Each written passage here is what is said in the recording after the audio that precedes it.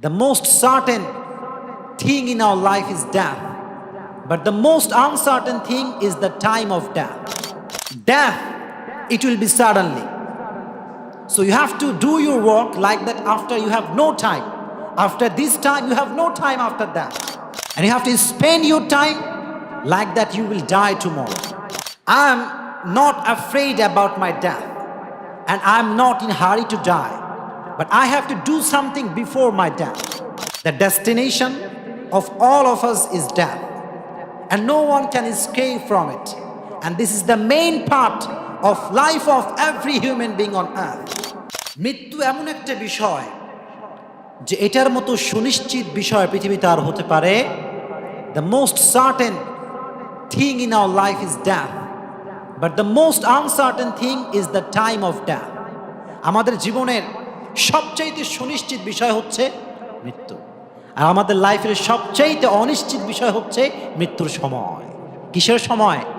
কারো ধারণা আছে কখন মৃত্যু আসবে? মৃত্যু কি যুবক দেখে আসে? মৃত্যু কি বুড়ো দেখে আসে নাকি? যে কোনো time, any time and any moment, যে কোনো মুহূর্তে মৃত্যু দিতে পারে কে? বলেন তিনি কে? এজন্য মৃত্যু এটা হঠাৎ করেই হবে। মৃত্যু এটা সাডেনলি হবে। মৃত্যু কখন হবে, কোন সময় হবে, কোন প্লেসে হবে, পৃথিবী কেউ জানে এইটা? মহাত্মা গান্ধী নাম শুনেছেন আপনারা? মহাত্মা গান্ধী ব্রিটিশ খেদাও আন্দোলনের মহান নেতা, ভারতের একজন রাজনৈতিক নেতা। উনি পেশায় একজন ব্যারিস্টার। উনি ব্যারেট ল করেছেন লন্ডন থেকে। আমি মৃত্যু সম্পর্কে একটা আর্টিকেল পড়ছিলাম, তো দেখলাম যে মহাত্মা গান্ধী লিখেছে, death it will be suddenly, so you have to do your work like that after you have no time, after this time you have no time after that. উনি লিখেছেন তুমি তোমার প্রত্যেকটা কাজ এমন করে করো যেন মনে হয় যে এরপর তোমার আর কোনো সময় তুমি, this is the last time for you, and you have to spend your time like that you will die tomorrow. উনি লিখেছেন প্রত্যেকটা কাজ এমনভাবে করো, তোমার সময়কে এমনভাবে কাটাও যেন মনে হয় তুমি কালকে মরে যাবা। কাল কি হয়ে যাবা? কারণ ডেথ, মৃত্যু, এটা হঠাৎ করেই হয়। কি করে হয়? হঠাৎ করে হয়, কেউ জানেই না, হঠাৎ করে মারা যায়। এরকম হয় না আমাদের লাইফে? হঠাৎ করে মারা গেছে, এই জন্য মৃত্যু হঠাৎ করেই আসবে। So we have to take the right preparation right now. আমাদেরকে এখনই প্রিপারেশন নিতে হবে। পারবেন তো ইনশাআল্লাহ? আপনারা স্টিফেন হকিং এর নাম শুনেছেন? কে বলেন তো? কে বলতে পারে দেখি তো? একজন বড় মনীষী ছিলেন। উনি সবচেয়ে ফেমাস ছিলেন বিজ্ঞান ভিত্তিক লেখার বিষয়। জানেন না আপনারা? উনি সবসময় বিজ্ঞান নিয়ে লিখতেন। আমি ওনার একটা মন্তব্য পড়লাম। উনি এই স্টিফেন হকিং একটা মৃত্যু নিয়ে মন্তব্য করেছেন। উনি বলেছেন, I am not afraid about my death and I am not in hurry to die, but I have to do something before my death. উনি বলেছেন মৃত্যুকে আমি ভয় পাই না, মৃত্যুকে আমি কি করি না, কিন্তু মৃত্যুর জন্য আমি তাড়াহুড়ো করি না। কি করি না? কিন্তু মৃত্যুর পূর্বে আমাকে কিছু করতে হবে। কি করতে হবে? কিছু। কিন্তু আমাদের মাঝে কি এই প্রবণতা আছে? জীবন চলে যায়, সময় শেষ, কিন্তু যুবকদের লাইফ কোনো টার্গেট নাই। এরকম যুবক আছে না নাই? আছে না নাই বলেন? এজন্য আমাদেরকে মৃত্যুর পূর্বে কিছু করতেই হবে। এটা বলেছে স্টিফেন হকিং। আপনারা স্টিভ জবসের নাম শুনেছেন? স্টিভ জবস, বলেন তো সে কিসের মালিক? অ্যাপল কোম্পানির নাম শুনেন আপনারা? সবাই অ্যাপল ফোন ইউজ করে আর ফেসবুকে ছবি দেয়, আপনারা জানেন না? উনি মৃত্যুকে নিয়ে কমেন্ট করেছেন। উনি বলেছেন, the destination of all of us is death. The destination of all of us is death. And no one can escape from it. And this is the main part of life of every human being on earth. উনি বলেছেন আমাদের সকলের গন্তব্য হচ্ছে মৃত্যু। সকলের গন্তব্য কি? বলেন কি? কিন্তু পৃথিবীতে কোনো মানুষ এমন নেই যে ব্যক্তি মৃত্যু থেকে পালাতে পেরেছে। এমন কেউ আছে? আর উনি বলেছেন এটা হচ্ছে মানুষের জীবনের একটা সুনিশ্চিততম পার্ট, সুনিশ্চিততম একটা অংশ। এটা পৃথিবীতে মানুষের জীবনে আসবেই। কোনো সন্দেহ আছে আপনাদের? আর যেমন কোনো সন্দেহ আছে? এজন্য আমাদের সবাইকে মৃত্যুবরণ করতে হবে। তারপরে উইলিয়াম শেক্সপিয়ার নাম শুনেছেন? আমরা শেক্সপিয়ারের নাম শুনেছেন? ইংরেজ কবি ছিল, তাই না? এবং ইংরেজি সাহিত্যের ক্ষেত্রে ওনাকে গোটা বিশ্বে একজন বড় সাহিত্যিক মনে করা হয়, উইলিয়াম শেক্সপিয়ার। উনি বলেছেন যে পৃথিবীতে cowards people they die again and again. পৃথিবীতে যারা ভীতু প্রকৃতির মানুষ এরা বারবার মরে। এরা কি করে? বারবার মরে। আর যারা সাহসী প্রকৃতির মানুষ, যারা বুকে বল নিয়ে চলে, তারা একবারই মৃত্যুর স্বাদ গ্রহণ করে। কয়বার? আরো যে বলেন কয়বার? এজন্য বোঝা গেল মৃত্যু এটা আমাদের লাইফে আসবে কি আসবে না। এই যে আপনারা এদিকে মনোযোগী হন, মৃত্যু আমাদের লাইফে আসবে কি আসবে না? আসবে। পৃথিবীতে মানুষের সবচাইতে যন্ত্রণাদায়ক যে জিনিসটা এটা হচ্ছে মৃত্যু। মানুষের জীবনের সবচাইতে যন্ত্রণাদায়ক জিনিসটা কি? মৃত্যুর সময় প্রতিটা রুহু, প্রতিটা মানুষ মালাকুল মউতকে দেখতে পায়। আপনিও দেখবেন, আমিও দেখব। মালাকুল মউত মুমিন ব্যক্তির সামনে এসে একটা সাদা ধবধবে যুবকের বেশে এসে মুমিন ব্যক্তির শিওরে এসে বসে, এসে বলে, ইয়া আইয়াতুহান নাফসুল মুতমাইন্না উখরুজি ইলা মাগফিরাতিল্লাহি ওয়া রিদওয়ানি। হে প্রশান্ত আত্মা, আল্লাহর দয়া এবং মায়ার দিকে বের হয়ে আসো। বলা মাত্রই মুমিনের হৃদয় থেকে মুমিনের আত্মাটা স্মুথলি বের হয়ে আসে, কোনো কষ্ট ছাড়া। কাফাম মিন নাকফানিল জান্নাহ ওয়া হানুত মিন হানুতিল জান্নাহ। জান্নাত থেকে একটা সুগন্ধি মাখানো একটা রুমাল নিয়ে আসে। বলা মাত্রই মুমিনের আত্মাটা স্মুথলি বের হয়ে ওই রুমালের ভিতরে ঢুকিয়ে যায়, এবং লুকিয়ে যাওয়ার পরে মালাকুল মউত ওই রুমালটাকে নিয়ে জান্নাতুল ফেরদাউস চলে যায়। বলেন সুবহানাল্লাহ। বলা মাত্রই বের হয়ে আসে। আর যারা ইসলাম বিরোধী, কোরআন বিরোধী, এদের সামনে মালাকুল মউত সুন্দর ড্রেস পরে আসে না, সুন্দর পোশাক পরে আসে না। এদের সামনে কালো কুচকুচে একটা ড্রেস পরে আসে, ভয়ঙ্কর চেহারা নিয়ে আসে। এসে আগে ত্রাস সৃষ্টি করে। কি সৃষ্টি করে? ত্রাস, ধমক। হাইওয়েতে মাঝে মাঝে ডাকাতি হয় না?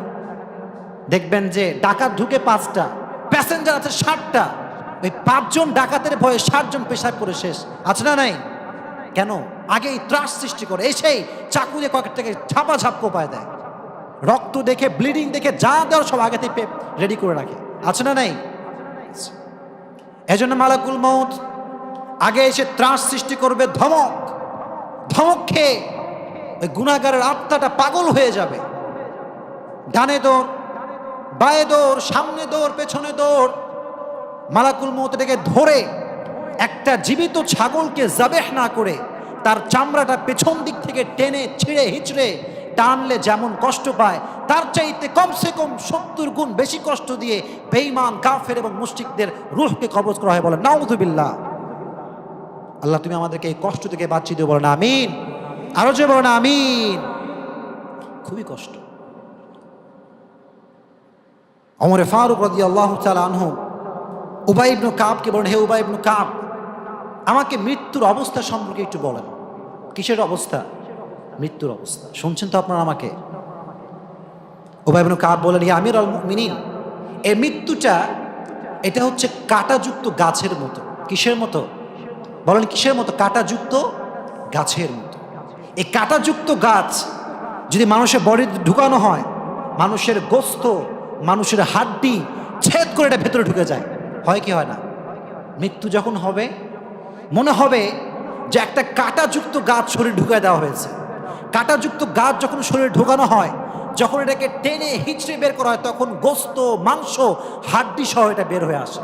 মালাকুল মউত যখন বেঈমানদের আত্মাকে কবজ করবে, মনে হবে একটা কাটা গাছ ঢুকিয়ে ভেতর থেকে গোস্ত, রক্ত, চামড়া সব কিছু টেনে বের করা হচ্ছে। নাউযুবিল্লাহ।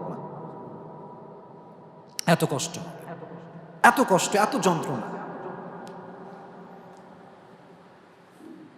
আবার আল্লাহর হাবিব বলেছেন যে মৃত্যুর যন্ত্রণা, এই মৃত্যুর আঘাতের যে থাবাটা হবে, 1000 বার তরবারি যে আঘাত করলে যে কষ্ট পায় মানুষ, মৃত্যুর একটা থাবা তার সাথে বেশি কষ্টদায়ক হবে।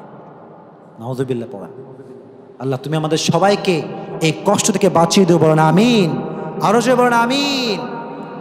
আবার আল্লাহর হাবিব বলেছেন, যদি তোমরা মৃত্যুর যন্ত্রণা সম্পর্কে জানতে চাও, যদি তোমরা মৃত্যুর যন্ত্রণা সম্পর্কে বুঝতে চাও, তোমরা পড়ো বনু ইসরায়েলের ঘটনা। কাদের ঘটনা? বনু ইসরাইল।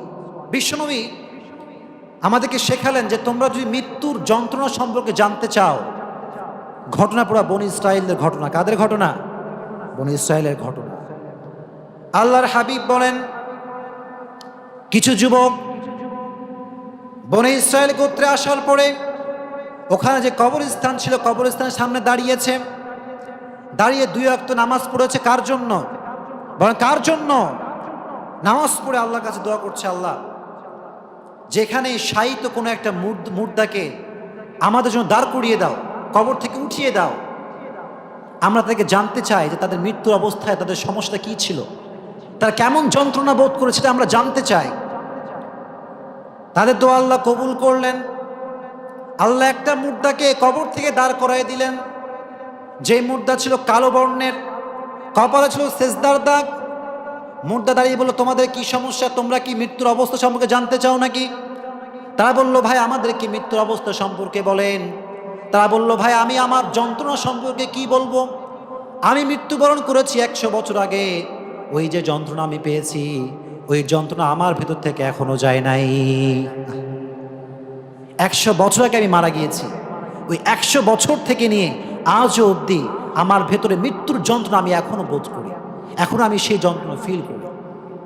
আপনি কল্পনা করতে পারেন যে মৃত্যুর আঘাত আর মৃত্যুর কষ্ট, এটা কত বেশি কষ্টদায়ক আপনি কল্পনাই করতে পারবেন। আল্লাহ তুমি আমাদের সবাইকে এই কষ্টদায়ক, এই যন্ত্রণাদায়ক মৃত্যু থেকে বাঁচিয়ে দেবো না, আমিন। আরো জোরে না আমিন। তবে এই মৃত্যুর যন্ত্রণা, এই কষ্টের থেকে বাঁচার জন্য কিছু আমল আছে না নাই? বলেন আছে না নাই? আমল আছে। প্রথম যে আমল আপনি করবেন সেটি হচ্ছে আপনি এভরি সিঙ্গেল ডে আপনি সূরা ইয়াসিন পড়বেন। কি পড়বেন? বলেন কি পড়বেন? সূরা ইয়াসিন এটা হচ্ছে একটা অপারেশনের পূর্বে ইনজেকশনের মতো। কোন রোগীকে যখন অপারেশন করা হয়, কোন রোগীর যখন হার্ট অপারেশন করা হয়, কোন রোগীর যখন ওপেন হার্ট সার্জারি করা হয়, তারপরে তাকে ইনজেকশন দেওয়া হয় কি হয় না? দিয়ে শরীরটাকে অবাস করে দেওয়া হয়। কি করে দেওয়া হয়? অবাস করার পরে চামড়া কাটলে কি আর ব্যথা লাগে? কাটলে কি আর ব্যথা লাগে? এক্স্যাক্টলি যখন আপনি সূরা ইয়াসিন পড়বেন, এটা হচ্ছে ইনজেকশন দ্বারা আপনার শরীরকে অবাস করে দিবে। বলেন সুবহানাল্লাহ। তার মানে হচ্ছে মৃত্যুর সময় আজরাইল আপনার রূহ কবজ করবে, কিন্তু আপনি কষ্ট ফিল করবেন না। বলেন সুবহানাল্লাহ। সূরা ইয়াসিন পড়বেন তো ইনশাআল্লাহ। সূরা ইয়াসিন একটু লং, একটু কঠিন পড়ার জন্য, কিন্তু এটা তাদের জন্য সহজ যারা সত্যিকার অর্থে মৃত্যু থেকে বাঁচতে চায়। বাঁচতে চায় বলতে মৃত্যুর যন্ত্রণা থেকে বাঁচতে চায়। তারা সূরা ইয়াসিন পড়লে তাদেরকে মৃত্যুর যন্ত্রণা থেকে বাঁচিয়ে দিবে কে? আরো যে বলেন কে? এজন্য সূরা ইয়াসিন পড়বেন তো ইনশাআল্লাহ। আরো যে বলেন ইনশাআল্লাহ। এটা হচ্ছে প্রথম আমল। সেকেন্ড যে আমল, একটা দোয়া পড়বেন বেশি বেশি। কি পড়বেন? বলেন কি পড়বেন? আমার সঙ্গে পড়েন, সবাই এদিকে তাকান, সবাই এদিকে আমার দিকে, আমি বলছি আমার সঙ্গে পড়েন। আল্লাহুম্মা ইন্না আউযু বিকা মিন আযাবি জাহান্নাম ওয়া আউযু বিকা মিন আযাবিল কবর ওয়া আউযু বিকা মিন ফিতনাতিল মাসীহ আদ-দাজ্জাল ওয়া আউযু বিকা মিনাল মাহইয়া ওয়াল মামাত। পড়ুন আমিন। আল্লাহ তুমি আমাদেরকে জাহান্নামের আগুন থেকে বাঁচাও। পড়ুন আমিন।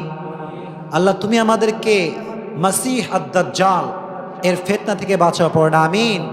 তুমি আমাদেরকে কবরের আযাব থেকে বাঁচাও। পড়ুন আমিন।